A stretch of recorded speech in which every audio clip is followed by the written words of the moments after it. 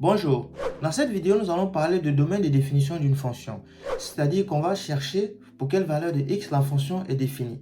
Pour quelle valeur de x la fonction a un sens mathématique. À la fin de cette vidéo, tu connaîtras comment est-ce qu'on détermine le domaine de définition d'une fonction et tu connaîtras également la méthode ultime à appliquer selon les différents cas que tu peux rencontrer. Pour commencer, lorsqu'il s'agit de déterminer le domaine de définition d'une fonction, il y a trois règles essentielles à toujours garder en tête. On ne divise pas un nombre par zéro. La racine carrée d'un nombre négatif n'existe pas et on ne calcule pas le logarithme d'un nombre négatif ou nul. Et ces trois principes sont la base pour comprendre où une fonction est définie et où elle ne l'est pas. Et dans la suite de cette vidéo, on va voir comment les appliquer pas à pas dans des exemples concrets. Pour commencer, on nous demande de déterminer le domaine de définition de la fonction f de x qui est égal à 16x au carré moins 2x plus 8 divisé par x carré plus 1x plus 6. Et comme je l'ai dit tout à l'heure, l'une des premières règles à toujours garder en tête, c'est qu'on ne divise pas un nombre par 0. C'est-à-dire que lorsque je suis face à une fonction rationnelle, la première question qui me vient en tête, c'est comment est-ce que je peux me rassurer que le dénominateur de cette fonction ne s'annule pas? Ou du moins, quelles sont les valeurs qui font en sorte que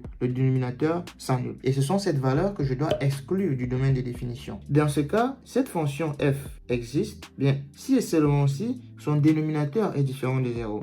Si et seulement si x carré plus 5x plus 6 est différent de 0. Et l'astuce pour obtenir justement les valeurs pour lesquelles le dénominateur est égal à 0, il faut tout simplement résoudre l'équation x carré plus 5x plus 6 égale à 0. On peut voir qu'il s'agit d'une équation de second degré. Et donc, je peux appliquer le discriminant pour déterminer les valeurs de x1 et de x2.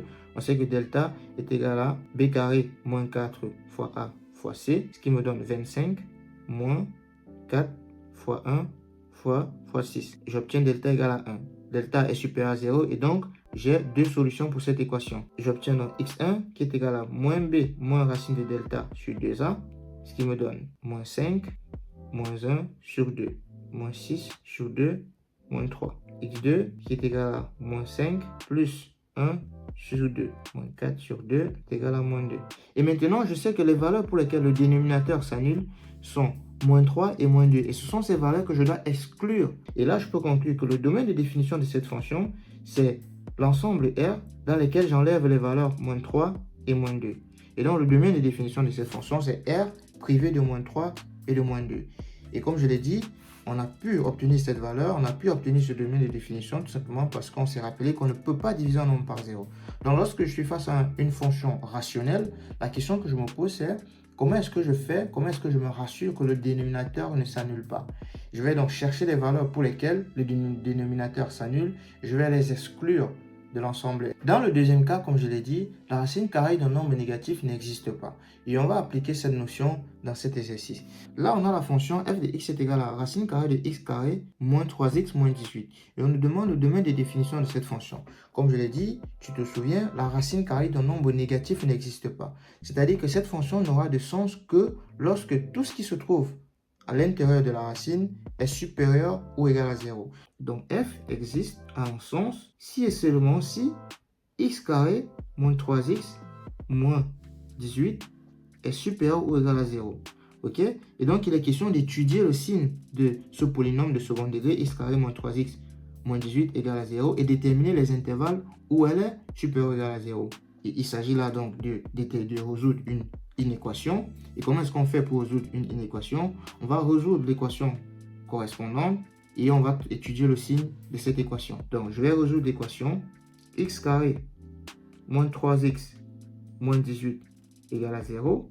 J'obtiens delta est égal à b carré moins 4ac moins 3 au carré moins 4 fois 1 fois moins 18, ce qui me donne 9 moins fois moins, ça fait plus. 4 fois 18, ça fait 72. Et j'obtiens 81. Delta est supérieur à 0. Et donc, j'ai deux solutions. x1 qui est égal à moins b, c'est-à-dire 3, moins racine de delta, racine de 81, moins 9 sur 2. J'obtiens moins 6 sur 2 qui est égal à moins 3. Et x2 qui est égal à moins b, c'est-à-dire 3, plus racine de delta, c'est-à-dire 9 sur 2. 3 plus 9, ça fait 12 sur 2, ça me donne 6. Je vais donc étudier le signe de cette équation. J'ai moins l'infini plus l'infini. J'ai moins 3 et 6 qui est là. J'ai x au carré moins 3x moins 18 qui s'annule en moins 3 et en 6. D'accord? Et je sais que lorsque j'ai une équation de second degré, ax au carré plus bx plus c, qui s'annule en 2 points, x1 et x2, en termes de signe, c'est le signe de a à l'extérieur des racines et le signe contraire à l'intérieur. C'est-à-dire que c'est le signe de a à l'extérieur et le signe contraire à l'intérieur. Et je peux voir donc que x au carré moins 3x moins 18 est supérieur ou égal à 0 si et seulement si x appartient à l'intervalle moins l'infini moins 3 fermé union 6 à plus l'infini. Et donc le domaine de définition df c'est de moins l'infini moins 3 fermé union 6 à plus l'infini. Et c'est ainsi qu'on obtient le domaine de définition de la fonction en se rappelant qu'on ne divise pas un nombre par 0 et la racine carrée d'un nombre négatif n'existe pas. On va appliquer la troisième règle avec le logarithme. On sait que le logarithme d'un nombre négatif ou d'un nombre nul n'existe pas. Et donc, dans cet exercice, on nous demande le domaine de définition de la fonction ln de x au carré plus 2x plus 3. Je sais que cette fonction f existe si et seulement si x au carré plus 2x plus 3 est strictement supérieur à 0. C'est-à-dire que ça ne peut pas être égal à 0 et ça ne peut pas être négatif. C'est strictement supérieur à 0. Et comme je l'ai dit tout à l'heure, pour résoudre une équation, je vais résoudre l'équation correspondante et je vais étudier le signe de cette expression. J'ai donc x au carré plus 2x plus 3 égale à 0. Si je calcule delta est égal à b carré moins 4ac. b carré, ça fait 2 au carré moins 4 fois a fois c. Ce qui me donne 4 moins 12. Et j'obtiens moins 8. Et là, on obtient delta est inférieur à 0, donc pas de solution. Pas de solution, ce qui veut dire que x carré plus 2x plus 3 est toujours soit positif, toujours soit négatif. Ok? Cette équation est toujours soit positive, toujours soit négative. Ou du moins, cette fonction x carré plus 2x plus 3 garde un même signe sur R. Et quel est ce signe? On sait que si on a un polynôme ax carré plus bx plus c, qui n'admet pas de solution, le signe de ce polynôme, justement, c'est le signe de A sur R. Et là, on peut voir que quel est le signe de A? Le A est positif. On a bien un x au carré. Et donc, ce polynôme est toujours positif. Domaine de définition, R. f de x, qui est égal à ln de x au carré plus 2x plus 3, est définie sur R. Et voilà, pour déterminer le domaine de définition de fonction, rappelle-toi toujours de ces trois règles essentielles. On ne divise pas un nombre par 0, ça veut dire que lorsque je suis face à une fonction rationnelle, la question que je me pose, c'est comment est-ce que je me rassure que le dénominateur ne s'annule pas. La racine carrée d'un nombre négatif n'existe pas. Ça veut dire que lorsque je suis face à une fonction irrationnelle, pour déterminer le domaine de définition de cette fonction, je me rassure que l'expression qui est à l'intérieur de la racine soit toujours positive.